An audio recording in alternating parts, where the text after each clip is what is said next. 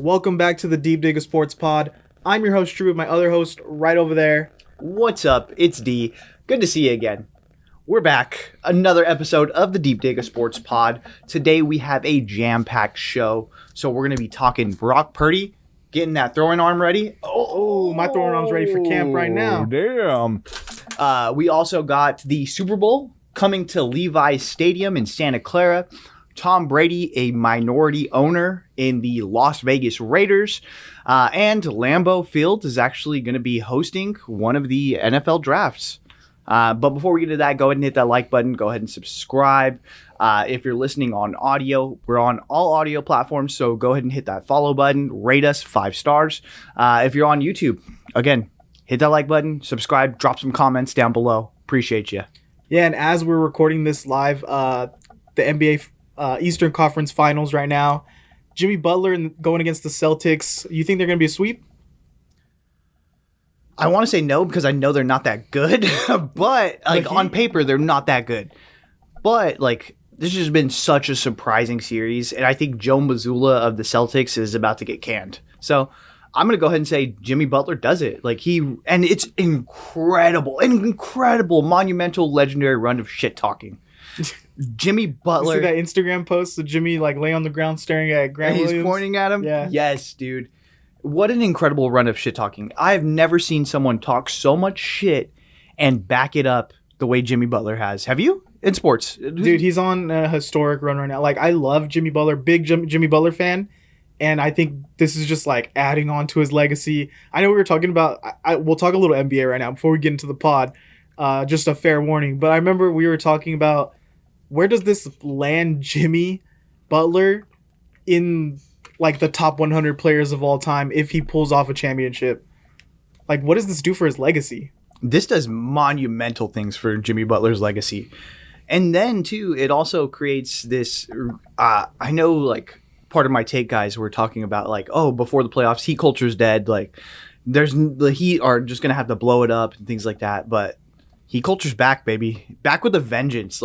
I think this makes the Miami Heat a prime destination for free agents moving forward. Because if you are a hard-nosed guy who wants to play with a winner in Jimmy Butler and now Bam Adebayo looks so good. Gabe Vincent looks amazing. So if you want to go in and grind and add to that culture, they don't need superstars.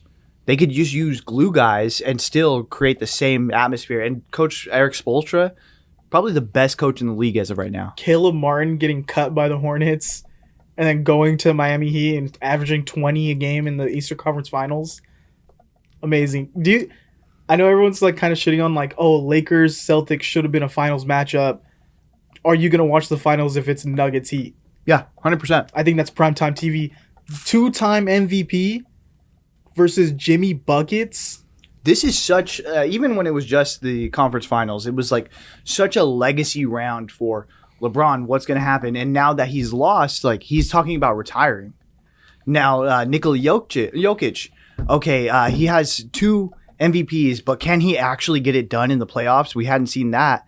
And then over here, if Jimmy Butler can craft this run and take them to the finals and win, that's legend status. And then you think about, okay, Celtics, they're trying to get their 18th. This young team that's been there a couple of times, can they get over that hump?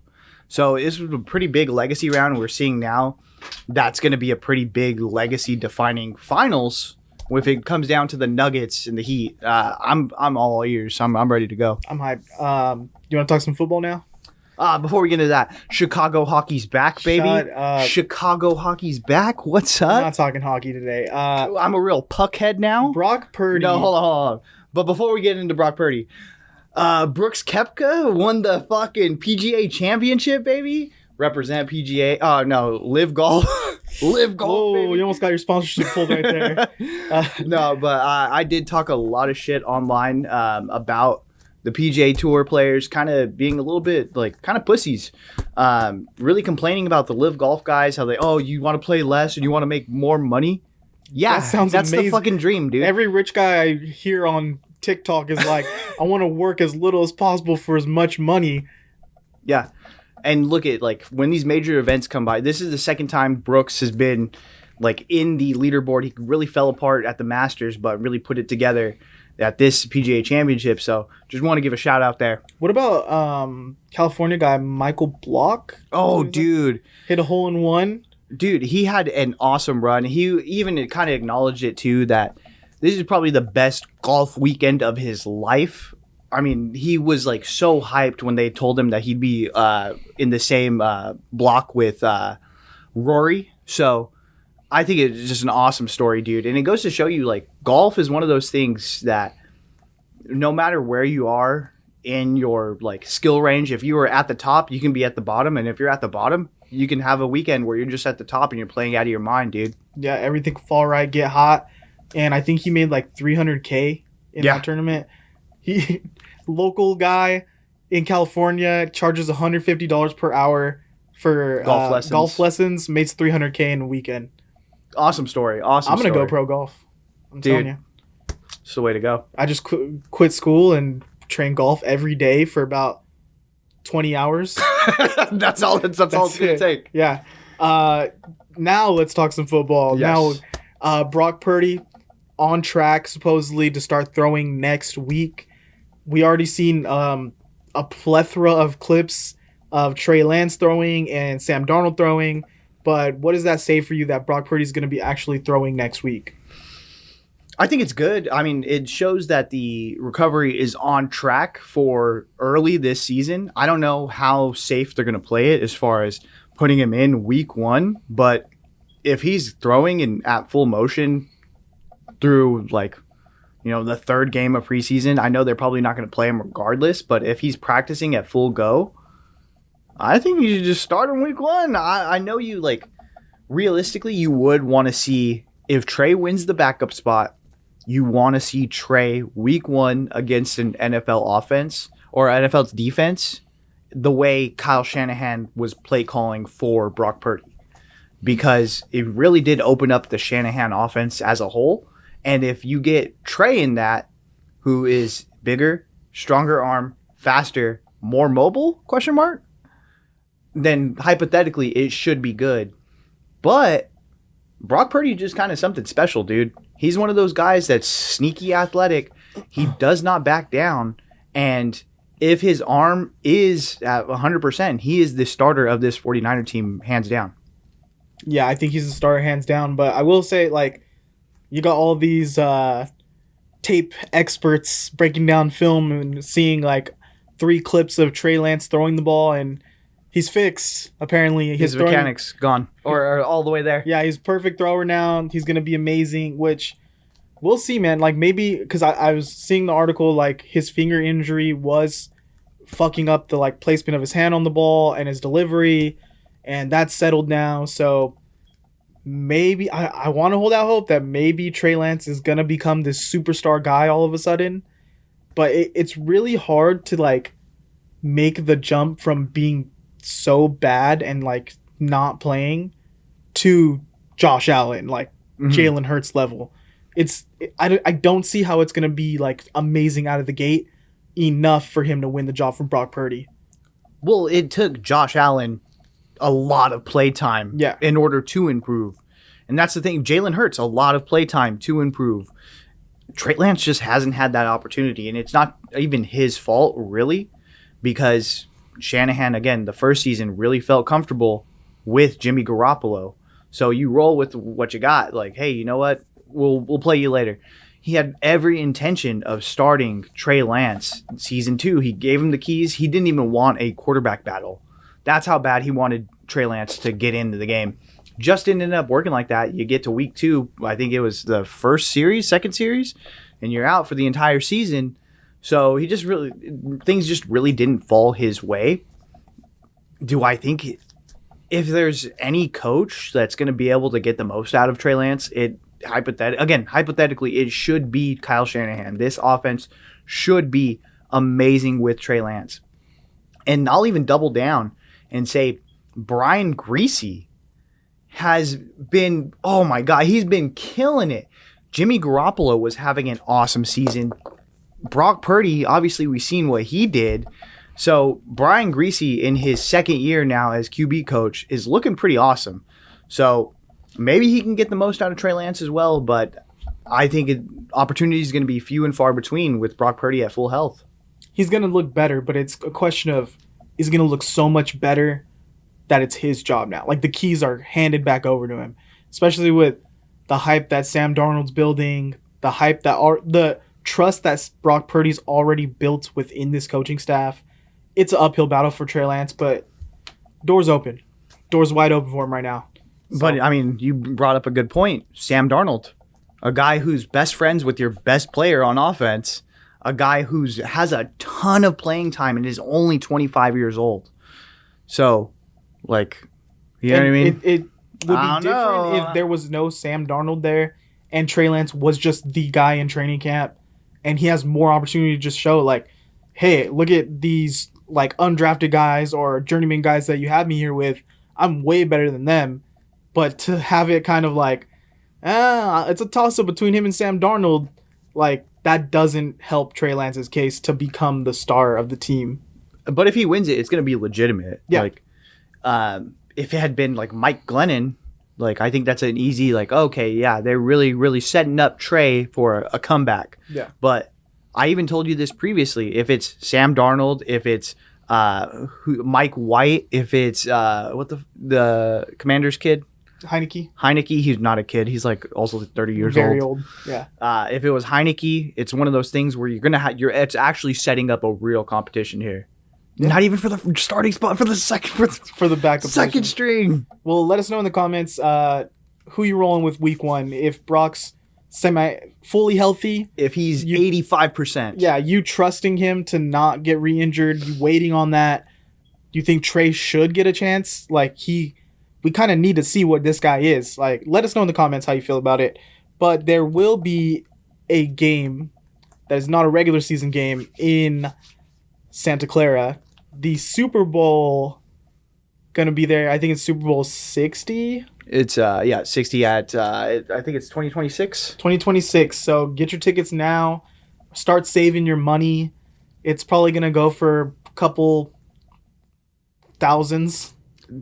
Yeah. Thousands. Easy. Hands down. Yeah. What do you think about that?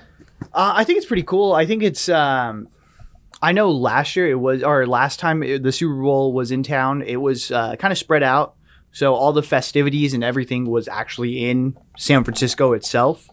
But then the game, as everyone knows, is in Santa Clara. And Santa Clara is anywhere between a 40 to hour and a half drive out, depending on traffic. So we'll see, dude. I think San Francisco is in a very interesting spot right now. A lot of homelessness, a lot of crime. So it's maybe this is like the light at the end of the tunnel that San Francisco really needs to bounce back. But we'll see. I mean, it didn't change when the Warriors won the championship. So you're saying like this needs to be the kickstart that gets people to clean up San Francisco. Because, okay, we'll preface this with saying we lived in the Bay Area pre-COVID. Yeah. And we saw how it was. Poppin' city, lively, ton of people. Yeah. And now me going to San Francisco State post-COVID, it is kind of a dead city. Like, no one's there. The rent is ridiculous. Like, the rent has almost doubled since I first moved out there, and no one lives there anymore, which makes no sense to me. If you have an apartment, let me know. I need I'm looking for a place to rent. Quick plug. But, yeah, it's just like the homeless problem is very bad. You go in the Tenderloin, don't even go in that area. Yeah, and even then, like, I worked in the city. I worked on Market Street, and it was like there was always just like homeless around. But I know I actually was just back in the city on Friday, and it's gotten worse. It's gotten progressively worse. So maybe this is like what kickstarts the city to like, hey, we are gonna have a major event here. We need to start to clean things up. Yeah, because we're not trying to like shit on it. On the city, because I love San Francisco. I think it's an amazing city to go do things. There's so much great food, so many great things to see. So to have a Super Bowl there and have festivities in San Francisco, it's kind of like, let's put our best foot forward and let's just not be like, oh, yeah, we'll go down to Pier 39, guys. Like, the basic tourist stuff, like, let's embrace kind of more of the heart of the city and clean it up a little, you know? Yeah. But, I mean, we're going to be there. It's going to be fucking awesome. Oh, yeah. I'm not going to be in the stadium, but best believe We're going to be at the festivities. I'm going to be at the festivities. I'm going to be tailgating. We might do a video for that, like we did last year. Count on it. Make sure to mark it in your calendars 3 years from now. And just letting you guys know, we're going to be at a couple games this year. Oh, yeah, for sure. Tailgating, interviewing fans. We just want to chop it up with you guys, have a couple beers. So look out for that. And I'm hoping the 49ers are in that Super Bowl. Pretty awesome. I went to the Warriors parade when we won the championship, and it was a good time, but it's man, I felt like I was going to pass out by like noon because you're just out there in the hot sun and you're just drinking from like 8 a.m. like all day. You won a championship. Yeah, dude, when Draymond Green popped a bottle on me, I was like, this is it. I got to keep drinking. Like, this is it. I got to rally. Yeah, I felt old because we were like, me and our friend Matt was like looking at each other like, dude, we're going to go turn up all night. And then the festivities ended at like 2 o'clock and we were like, bro, I got work in the morning. I'm like, let's go home. Oh, shit. But yeah, I'm hoping for a 49ers parade since I hit the Warriors one already. We're waiting on it. Waiting on another Super Bowl win. A team that is struggling to get to the Super Bowl right now, with the Super Bowl winner in their corner now, Tom Brady inking a deal with the Raiders. What do you know about this so far? Yeah, I mean, minority owner now in the Raiders. I think this is pretty cool considering he does know the GM, he knows the quarterback, and he knows the head coach. So I thought it was actually going to be the Miami deal again, going to come back on the table and him take an ownership stake there. But maybe Mark Davis reached out and was like, hey, you know what? You're already familiar with all of the heavy hitters here. Come, I really would appreciate like understanding how winning. I need you to come and bring a little bit of that into this organization that just had a lot of turmoil over the last few years. We've just turned over our longtime quarterback. We're trying to get back into just some sense of normalcy. Tom, could you help us out? And you'll make some money while doing it.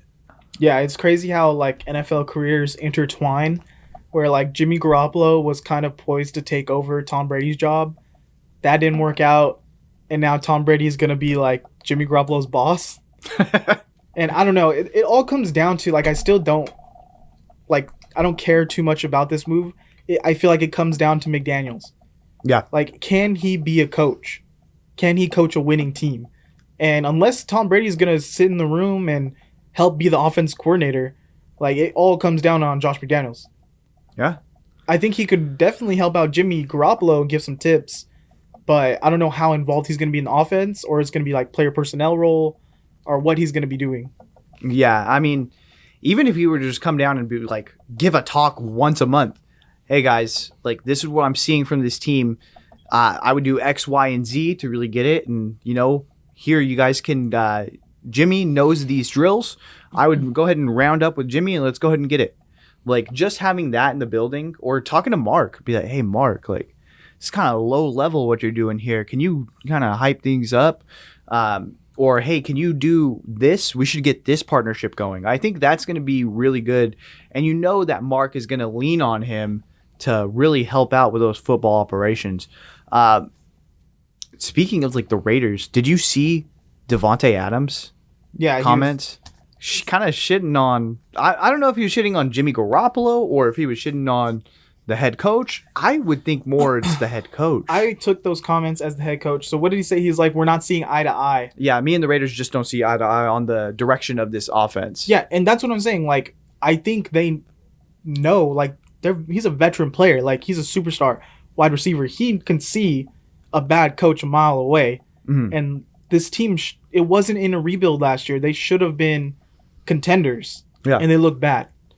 And so I'm thinking like, I was listening to like Bill Simmons' pod, and they're saying how like when the Heat were struggling a couple years back, and Pat Riley fired the coach, and he stepped down to be like, well, I'll coach the team because we have a window here. Mm-hmm. And they were talking about like the Celtics, like, well, Brad Stevens better step up and be like, well, our coach ain't it. Maybe I have to step in and coach.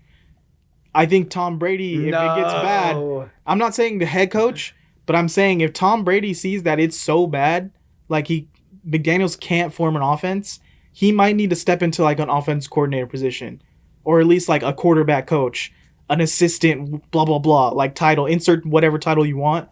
But I think he needs to be in these rooms to help form an offense. Yeah, and I think adding Tom Brady adds legitimacy to your franchise if you're Mark Davis, because that's one thing. Now that they're getting Dan Snyder out of the NFL, who's next? Who's the next owner that they're going to run out of the building? My thoughts were it was going to be Mark Davis, because the franchise has been struggling in what should be a cash cow city. And you cash cow brand. Yeah, cash cow brand in the Raiders. And you just can't have that. But if you add Tom Brady and you're like, hey, like, look it, we're changing things. We're making sure that we're taking strides. If I was Mark, I would push Tom Brady out there every chance I get. Every game, you're sitting right next to me.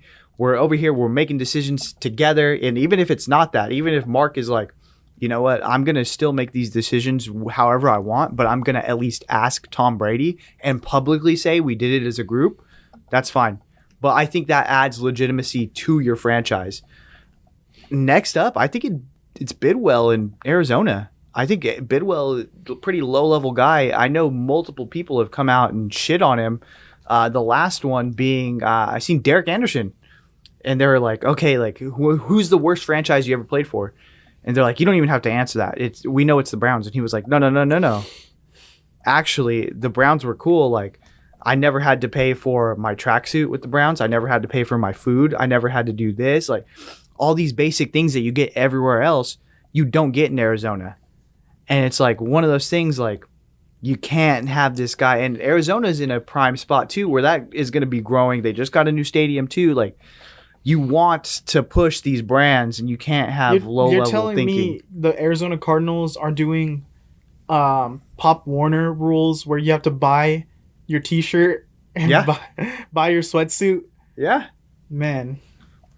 Yeah, that's bad. Yeah, I would have guessed the Browns. I think like the owners would have just still been pissed off about the Deshaun Watson contract. Mm-hmm. Being like, bro, get out of here already. Yeah. You ruined it for all of us. But it seems to kind of worked itself out. Yeah, so I think it's a good move for Tom Brady. Like, and can he build a legacy of winning in like a front office or coaching, whatever position, GM position, that outdoes Belichick? Damn, I didn't even think about that angle. Yeah, like what is gonna be his legacy at the end of the day? Like, if Raiders go on to win Super Bowls, that goes on Tom Brady's record more than anyone, I think. That's true. I mean, we'll see what role he plays. If he just because he is a minority owner. Mm. So it's going to be a very small portion of that franchise is going to be to Tom Brady. So it's not like he's going to be making all like a bunch of decisions and he come in and just do this and that. But I think people are going to listen when he talks because he is Tom Brady. Well, you guys let us know in the comments. What do you think about Tom Brady joining the Raiders organization? He going to bring home a Super Bowl or not? I actually have one more topic that I wanted to throw in before our final thing. Did you see the Ben Roethlisberger podcast talking about Kenny Pickett? Yes. What the fuck is this guy on about? Like, Ben Roethlisberger went on and already has a bad reputation about saying stupid shit on radio shows and stuff. And who gave this guy a platform, a podcast? Where it was him. He did it himself. Yeah, he talks about Kenny Pickett, how when Ben Roethlisberger first retired, he wished that Kenny Pickett would struggle and not succeed. He wasn't on the team. Ben, you weren't on the team. He was retired. But what kind of loser mentality is it that this team that you were the leader of for your whole career, you were unquestioned by them, and you retire and you're like, I hope they fucking suck. Like, what other franchise quarterbacks are doing that? I know a lot of guys like stick around. They mentor guys. They like, oh, I'm going to hang around the team. I'm just going to be a good culture guy. He won a Super Bowl, so it's not like he's, you know, like, oh, what I could have missed. It's like, Ben, you had a pretty good career. So it's like, what? He was almost like, I want to say Peyton Manning-esque, where it was just, his body was shot by the end of it. So you kind of understood, like, I'm not going to be brought back. And they even held on to him for a year too long. And they told him, like, hey, if you're going to come back, it's going to be a pay cut. And I think he did take a pay cut his last year. So, like, it's not like this was this huge surprise. Like, what the fuck? Like, you're going to do me like this? You're going to do me? That's like if Eli Manning was like, damn, fuck Daniel Jones. Yeah. Or like Phillip Rivers was like, I hope Herbert sucks. Justin Herbert, don't like It's him. just like, why would you put that on wax? Why would you say on camera, I really hope that you suck? I don't know. All bad. Bad sports guy. Well, he's rooting for him now. It was his first year as a fan, okay? He didn't know how to act. I know there's some of us that get out of pocket, so it is what it is. I think people still don't know how to be fans. True. Check Twitter lately. Last thing, there is going to be a draft held at legendary Lambeau Field, baby. I think we were arguing about this kind of before the pod. We were considering maybe going to a draft at some point and, doing a video, interviewing fans, just enjoying the whole thing. Is it gonna be a bop or a flop? Good thing that it's at Lambeau. Bad thing it's gonna be at Lambeau. Well, one, I think it's going to be kind of cool because it's historic Lambeau Field. I think it's going to be awesome as far as like the atmosphere. We know that Packers fans are just like super about their team. I mean, they're all owners. You know what I mean? Owners. But I think the atmosphere is going to be cool leading up to the draft. If you stay in the area, more than likely you're going to have like some semblance of either you're going to stay with someone from the team, you're going to stay with a draft prospect, like you're going to be imagine hanging out in that hotel bar or going down the street from the draft after it's over. You're going to catch really cool vibes. So I think it is going to be a vibe. I think it's going to be fucking cool, dude. I think, well, here's my whole thing about going to a draft. Like, I just watched all of the draft that was in Kansas City. Mm-hmm. And it was a drag just watching the thing. Like, you get so hyped for the first round, the first couple picks, and you're into it. And then by like the 10th pick, everyone's like just eating. It's just on in the background. And let me tell you this. How much of the draft did you watch in the comfort of your own home? How much did you sit through in the comfort of your own home? As a football guy, I stayed hard through maybe 26? 26 picks. No. Not even the second and third round. I got to like pick 22, and then I started folding laundry, and I had shit to do. You know what I mean? You just have stuff. It's on in the background. You pay attention a little bit. I checked back in for the last pick of the first round. Okay, let's say first day, like, it's going to be a banger because it's one round. You're drinking with your buddies. It's at night. Vibes are immaculate. And then second, third round, a little tired. You're literally just sitting outside in a lawn. And it's the second round, third round. You don't care about the players anymore. Yeah. Team don't got to pick to the third round. The players aren't even there. Yeah. Okay. All right. The players aren't. Will Levis didn't even come back for day 2. The players. Poor sport. The players are out of there immediately and they're catching flights to better cities. I watched, so like looking at the fans at the Kansas City draft. I think Kansas City is a cool town. I'm saying the draft specifically. When I saw someone tweeted, and I think it put it in perspective for me. They're like, you went and you traveled there, you paid to go there to sit and watch people read names. I was like, man, maybe it doesn't sound that fun. Well, what would have been cool is the Vegas one. That would have been cool. Yeah. I think we missed our opportunity. We missed our window there. I mean, I'm still down to go to the Lambeau one because I think like the bars after are going to be pretty crazy. But it's like, who's really like after day one, who's raging? You know what I mean? Like I see where you're coming from now. It's like, all right, round one, fucking cool. I bet you it's going to be awesome. That's peak. I might leave after. I might catch my. But then you're in Green Bay, Wisconsin. What are you doing the rest of the weekend that you're there? I know. You're not going to the draft. Green Bay fans that live there in Wisconsin, what do we do? Yeah, is it going to be lit? Like, let us know. If we're going to make the trip from California to Green Bay, Wisconsin, like, is it going to be enough for the weekend? They're going to look at the previous segment where we talked about San Francisco, and they're going to be like, well, at least we don't have fucking homeless people. You guys suck. Fucking Gotham City over there. Yeah, well, maybe it is. Maybe we become Green Bay guys.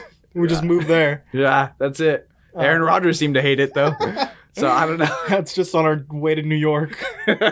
Well, let us know in the comments. Do you think it'd be worth it to travel to Green Bay and go to the draft, or maybe wait for another city? Yeah, or did the NFL make the right move in putting the draft in Green Bay, or should it have been somewhere else? Because it feels like every year it's lesser and less cool. It's less cool. Because New York was like, everyone would be down to go. Yeah. New York was cool. Again, Vegas was cool. Kansas City, I think, was cool. Maybe I just didn't see enough. There was like concerts and like maybe there's a bunch of stuff off camera. Yeah. You know what I mean? But then you can sort of go, okay, now the Green Bay, and now we're gonna go to Cleveland, like in Arizona. Like, where do we draw the line? You know where's sneaky probably cool? Fucking Jacksonville. I was thinking that low-key get Kodak Black to perform out there. Dude, it'd be pretty lit. Indy I'd be down for. What's the best city to go to the draft? Yeah, let us know. All right, I think that's all we got for today. Thanks, guys. Comment, subscribe. We really appreciate it. Laters. See ya.